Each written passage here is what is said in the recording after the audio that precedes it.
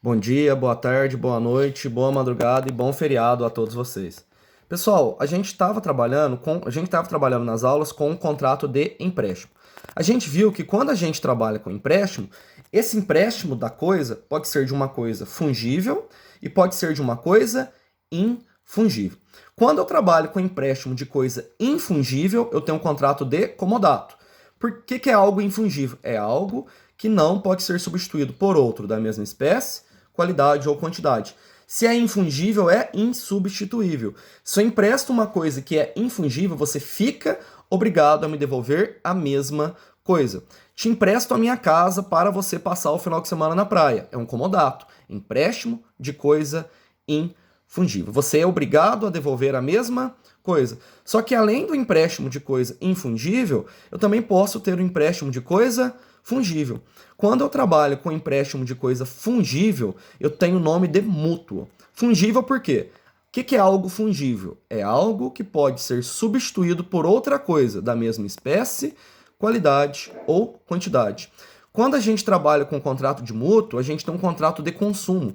Por que é o contrato de consumo? A pessoa consome a coisa e depois devolve outra coisa no seu lugar. Você faltou arroz na sua casa, você vai no vizinho e pede emprestado um pacote de arroz. O vizinho vai e te empresta um pacote de arroz. Você consome esse pacote de arroz e entrega outro pacote de arroz posteriormente para o seu vizinho. Você fez qual contrato que você fez com o vizinho? Um contrato de mútuo, porque é um empréstimo de coisa fungível. O empréstimo de coisa fungível mais comum é o empréstimo de dinheiro. Dinheiro é um bem fungível, tá, gente? Dinheiro é um empréstimo mais comum. Então, quando a gente tem empréstimo de dinheiro, a gente tem um contrato de mútuo. Se for cobrado juros, a gente tem o contrato de mútuo feneratíssimo, é o empréstimo de dinheiro a juros. Tá bom, pessoal? Vamos falar algumas características gerais do contrato de mútuo. É um contrato unilateral, tá bom? Gente, todo contrato tem pelo menos duas partes. Quando a gente fala que é unilateral, bilateral ou plurilateral, está relacionado às obrigações das partes. Contrato unilateral tem obrigações apenas uma das partes, tá, gente? Então, por isso que é um contrato unilateral. É um contrato gratuito ou oneroso, tá? O mútuo pode ser tanto gratuito ou oneroso, em regra é gratuito, mas pode ser oneroso. O exemplo é empréstimo de dinheiro a juros. O mútuo é um contrato real. O que é um contrato real? É aquele que, para se aperfeiçoar, depende da entrega da coisa. Tá bom, gente? Ele é um contrato real porque depende da entrega da coisa. É comutativo porque o risco não é da essência do negócio. O risco, as partes sabem de antemão quais são suas prestações, por isso que é um contrato comutativo. E também é um contrato informal, não há forma prevista em lei, tá, gente? Pode ser verbal, pode ser escrito, não há uma forma previamente determinada em lei, tá bom? Então, o que é o mútuo? Mútuo é um empréstimo de coisa fungível. Coisa fungível é aquela que pode ser substituída por outra de mesma espécie, qualidade ou quantidade. Beleza, meu povo? E assim, se o mútuo é empréstimo de coisa fungível, o que acontece? Eu transfiro a posse da coisa para alguém, a posse e a propriedade. Ao mesmo tempo que eu transfiro a propriedade, a pessoa fica obrigada a me devolver coisa. Ela vai devolver a mesma coisa? Não. Ela vai devolver outra coisa, porque mútuo é empréstimo de coisa fungível. Se é fungível, eu não sou obrigado a devolver a mesma coisa. Eu consumo uma coisa e devolvo outra coisa de mesma qualidade, quantidade, etc. Tá bom, gente? Então, qual que é a obrigação do mutuário? O mutuário é obrigado a restituir ao mutuante o que dele recebeu em coisa do mesmo gênero, qualidade e quantidade. Está no artigo 586 do Código Civil. O mútuo, ele tem uma característica que difere da compra e venda, tá, gente? Porque o mútuo, ele é um contrato translativo da propriedade. O mútuo, ele transfere o domínio da coisa. Ele transfere a propriedade da coisa. Se o mútuo transfere o domínio da coisa, por conta e risco, passa a pertencer o mutuário desde a tradição. Então, desde a entrega da coisa por sua conta e todos os riscos da coisa passam a pertencer ao mutuário, tá, gente? Então, por conta do mutuário, correm todos os riscos de perda da coisa desde a tradição. Beleza, gente? Então, essas regrinhas estão nos artigos 586 e 587 do Código Civil. Feitas as considerações iniciais, vamos estudar algumas regras mais importantes relacionadas ao contrato de mútuo. Primeira regra é a regra relacionada ao mútuo feito a menor. Regra relacionada à legitimação, tá, gente? O que o artigo 588 do Código Civil diz? O mútuo feito a menor, menor ser o quê? Menor de idade, tá, gente? Absoluta ou relativamente incapaz, não pode ser reavido do mutuário e de seus fiadores. Então, se eu empresto um dinheiro, por exemplo, a menor, eu não posso reaver esse dinheiro nem do mutuário, o mutuário é quem recebe a coisa, e nem dos fiadores do mutuário. Essa é uma regra, gente, que visa proteger o mutuário menor, tá? Por que visa proteger o mutuário menor? O objetivo da lei é impedir que incapazes sejam explorados por agiota, tá, gente? Objetivando impedir que incapazes sejam explorados por agiota, a gente tem essa regra do artigo 588 do Código Civil. O mútuo feito a menor sem prévia autorização daquele cuja guarda estiver, não pode ser reavido do mutuário e nem de seus fiadores. É um caso, gente, de ineficácia do negócio jurídico, porque a obrigação é natural. A dívida existe, mas não há correspondente responsabilidade. A dívida existe, mas eu não posso obrigar aquela pessoa a me devolver a coisa que foi emprestada. Tá bom, gente? Só que essa regra do artigo 588 tem as exceções do artigo 589, tá, gente? Então, o que o artigo 589 fala?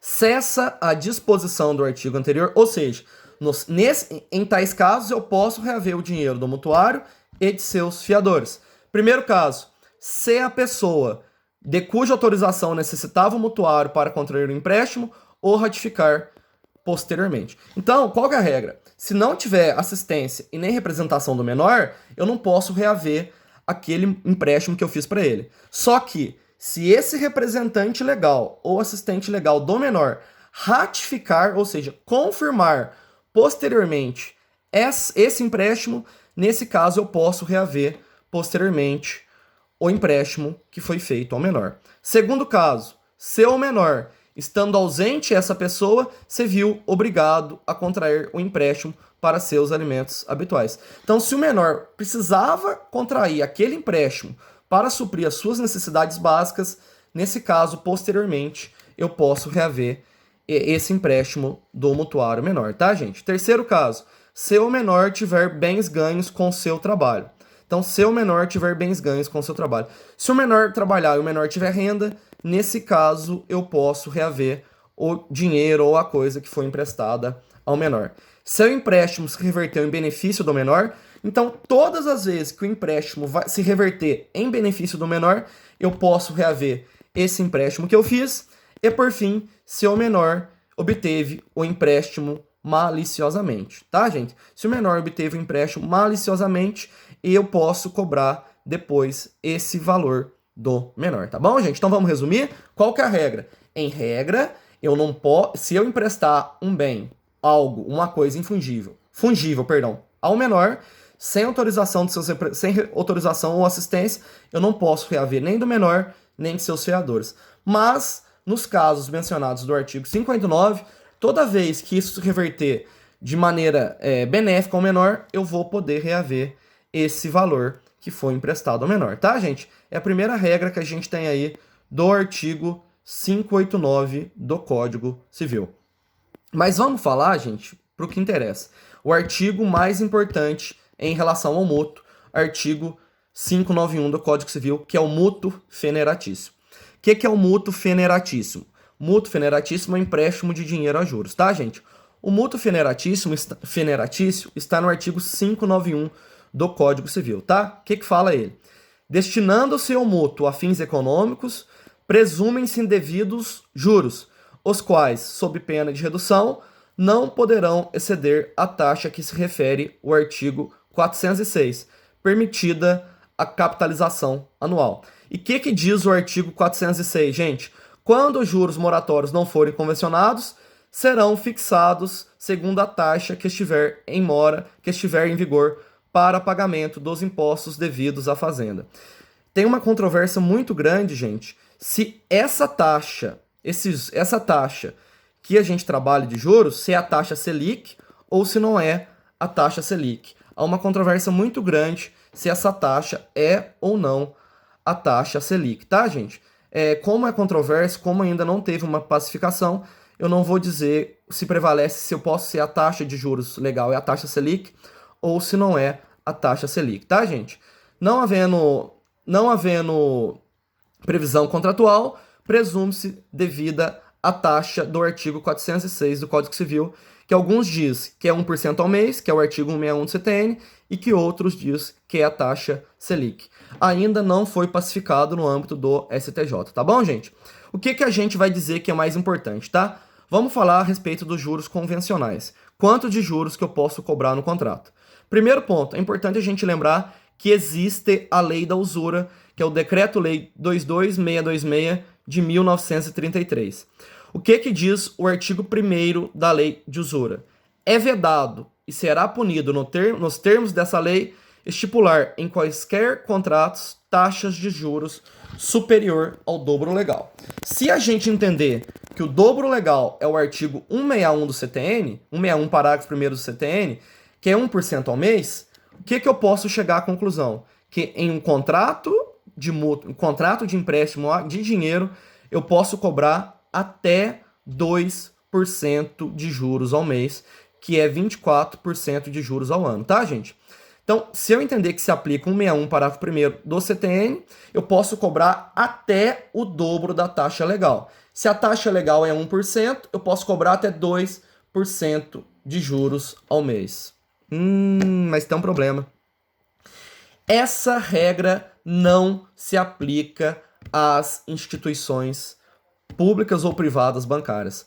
Os bancos não estão sujeitos à lei da usura. Então, essa limitação de cobrança de juros de até 2% ao mês se aplica quando a gente faz um contrato entre particulares.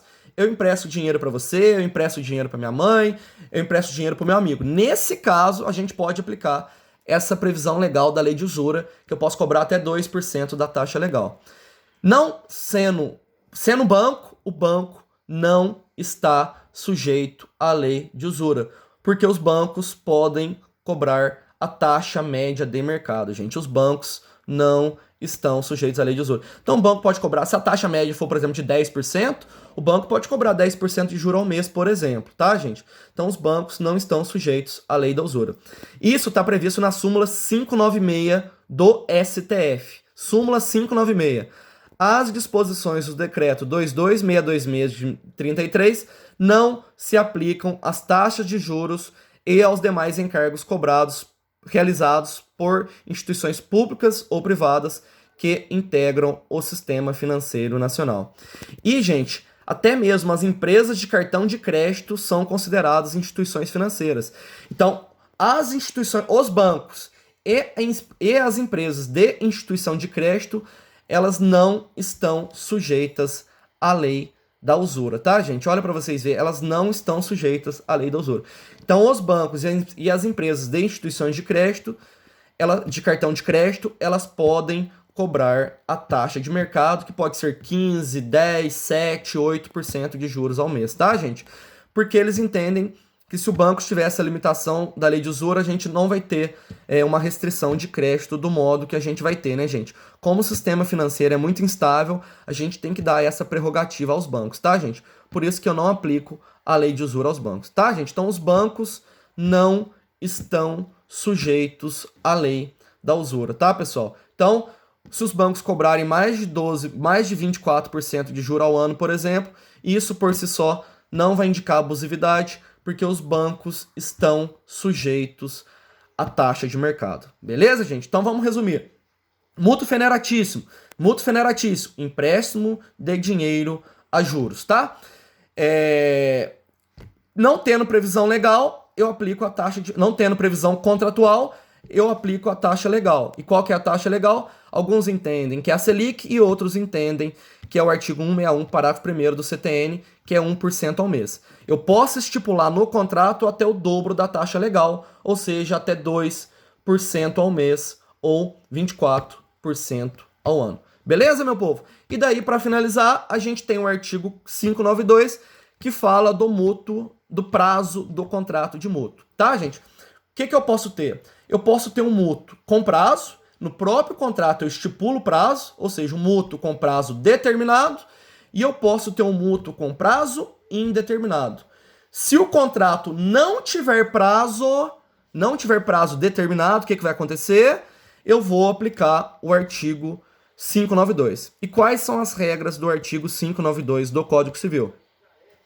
Não se tendo convencionado expressamente, o prazo do mútuo será até a próxima colheita, se for de produtos agrícolas. Então, quando eu estou relacionado a empréstimo de produtos agrícolas, eu presumo que o prazo é até quando? Que o prazo é até a próxima colheita. De 30 dias em se tratando de empréstimo de dinheiro, tá, gente? Se eu empresto dinheiro para você e a gente não combina um prazo, você tem até 30 dias para me pagar. E, por fim, do espaço determinado que declarar o mutuante, se for de qualquer outra coisa fungível, tá, gente? Então, quando é empréstimo de produtos agrícolas, eu presumo que o empréstimo foi feito até a próxima colheita. Se é empréstimo de dinheiro, eu presumo que o empréstimo foi feito de até 30 dias. E do espaço de tempo que eu disser nos demais casos de empréstimo de coisa fungível. Aí é o que a gente combinar, tá, gente? Então essas são as regras básicas do contrato de mútuo. Beleza, meu povo? Eu tentei passar as principais regras do contrato de mútuo. Não deixem de dar uma lida no código, não deixem de dar uma lida nos materiais que a gente vai enviar e também não deixem de dar uma lida na bibliografia básica, que é o livro do professor Flávio Tertucci. Tá bom, gente? Um grande abraço a todos e até mais.